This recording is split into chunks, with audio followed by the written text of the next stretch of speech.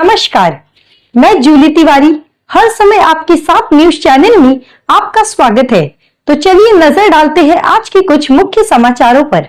गाय चोरी करने वाले गिरोह का पर्दाफाश, एक गिरफ्तार, 2 फरार। अंबरनाथ पुलिस स्टेशन के वरिष्ठ निरीक्षक बालाजी पांड्रे ने दी जानकारी।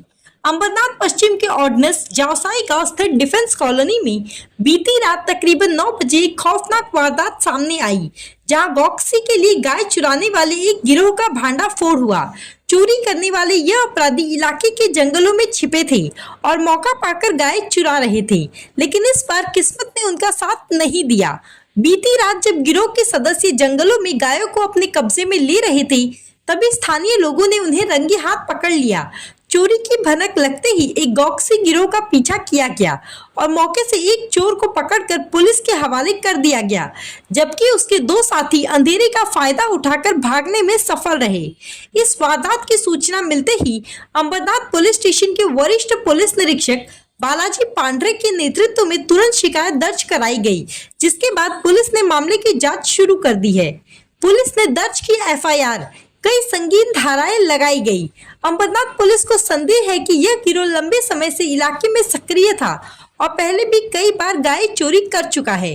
पुलिस ने गिरफ्तार आरोपी अमन रफीक शेख के खिलाफ भारतीय दंड संहिता की धारा 325, 303, 223 के तहत मामला दर्ज किया है। सूत्रों के मुताबिक गिरफ्तार चोर का संबंध कल्याण के गोविंदवाड़ी इलाके से है और पुलिस जल्द ही उसके अन्य साथियों की गिरफ्तारी के लिए सर्च ऑपरेशन चलाने वाली है। गायों को बेहोश करने के लिए दिया जाता था इंजेक्शन। स्थानीय लोगों ने पुलिस को जानकारी दी कि यह गिरोह गायों को बेहोश करने के लिए गूंगी नामक इंजेक्शन का इस्तेमाल करता था, ताकि बिना किसी शोर शराबे के उन्हें चोरी किया जा सके। पुलिस इस पूरे मामले को गौकसी से जोड़कर भी देख रही है, क्योंकि गायों को चोरी करने के बाद उनका इस्तेमाल अवैध कसाई खानों में गौकसी के लिए किया जाता था।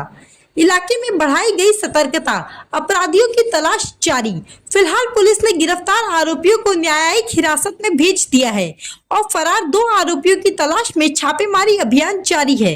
अंबरनाथ और आसपास के इलाकों में इस घटना के बाद सतर्कता बढ़ा दी गई है, ताकि आगे ऐसी घटनाओं को रोका जा सके। पुलिस का कहना है कि यह गिरोह पहले भी कई वारदातों को अंजाम दे चुका है और जल्द ही इस पूरे नेटवर्क का पर्दाफाश किया जाएगा। माझं नाव तुषार सुनील लोंढे। मी आमच्या गाया शोधायला निघालो होतो, पण रस्त्यामध्ये बघितलं तर 3 जण होते। 2 जण गाडीवर बसलेले होते आणि एक जण आहे ना, तो गायांना काहीतरी चोरत होता। तर मी याला फोन केला, याचा पण गाय होता ना, त्याला फोन केला का इथं ये, असं काहीतरी प्रकरण घडतंय म्हणून। तर येस्तोवर ना ते पाळायला लागले। ते पाळले आणि क्वार्टर्समध्ये जाऊन, खाली क्वार्टर्स आमच्या इथं, तिकडे जाऊन लपले। तर आम्ही पहिली गाय बघितली, गाय बेशुद्ध पडली तिकडं। तर आम्ही डॉक्टरला फोन केला आणि त्यांना शोधायला निघालो।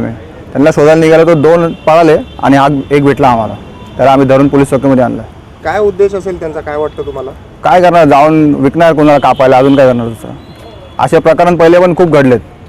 माझ्या दारातून माझ्या 4 गाया चोरी करत होते। माझे पप्पा आहेत, त्यांनी बघितलं म्हणून ते सोडून पळाले। तिकडं इनोवा गाडी घेऊन आलते, गाडीत भरत होते। पप्पा उठले तेव्हा ते सोडून पळाले, सकाळी 5 वाजता। कारवाई झाली पाहिजे अशी मागणी करते आपण। हो, कारवाई तर झालीच पाहिजे ना, मग आमचे पोटपाणी त्याच्यावरतीच आहे। तर तेच गेले तर आम्ही करणार काय? मग नेहमी घटनावर तशा घटना नेहमी होतात। आता 15 तारखेला पण यांच्या काहीतरी गेले होते, आमचे शेजारी आहे। आणि आज किती चोरले? आमच्या कमीत कमी 5-6 जनावर गेलेत आणि यांचे 10-15 जनावर गेलेत आणि आज पण आमचे 3 जनावर मिसिंग आहेत, अजून भेटले नाही। ते शोधत होतो, त्याच्यामध्ये बघितलं हे प्रकरण दिसलं मला आज। आमचे जनावर भेटलेच पाहिजे आणि आमचे वडील आणि भाऊ जे शेतीचं काम करतात, आमचे जनावर चरायला गेले असताना भावाने आम्हाला फोन केला की तुमच्या जनावरांना औषध दिलंय। तर तिकडे पोरं लपून बसले। तर माझा भाऊ अक्षय वागचौरे आणि अजून एक भाऊ आहे, तो गेला असता। तिकडे एक मुलगा होता जो आता ताब्यात आहे सरांच्या, त्याच्याकडे ॲक्टिव्ह आहे, त्याच्यामध्ये बल्ब आहे, काही पाईप आहेत, इंजेक्शन आहेत, अजून त्याच्यामध्ये काहीतरी औषध ब्रेड आहे। तर ते त्यांनी त्या जनावराला चारल्यावर आमची गाय अजून पण बेशुद्ध आहे तिकडे पडलेली सर। काय करणार होते ते? बहुतेक आता ते विकणार असतील किंवा कापणार असतील, काही त्यांचा व्यवसाय असेल तो। काय मागणी करताय आपण?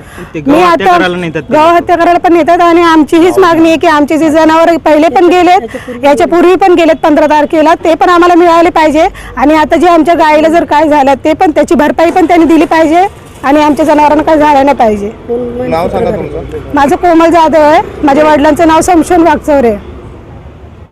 आज संध्याकाळी 7:30-8च्या सुमारास वाकचोरे म्हणून कंप्लेंट आहेत. त्यांच्या गायी जावसे एरियामध्ये चरत होत्या. तर त्या सुमारास त्यांचा आणखीन एक ओळखीचा इसम तुषार सुनील लोंढे याच्या पण गाई त्या एरियात चरत होत्या. तो गाईचा शोध घेत असताना त्याला एका गाईला 3 इसम काहीतरी पावामध्ये काहीतरी खाऊ घालत होते असं त्याला निदर्शनास आलं.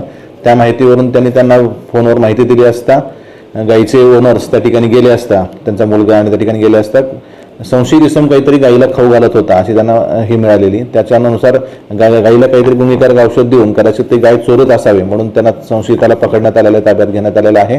आणि 2 इसम त्यातून आरोपी जे पळून गेलेले आहेत, एक आरोपी मिळालेला आहे.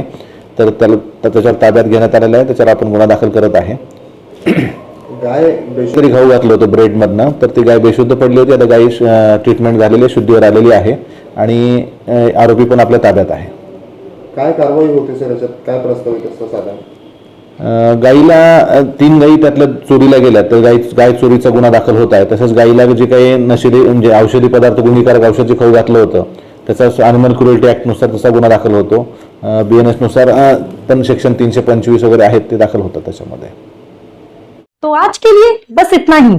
कल फिर मिलेंगे इसी समय इसी चैनल पर. तब तक के लिए मुझे दीजिए इजाजत. धन्यवाद.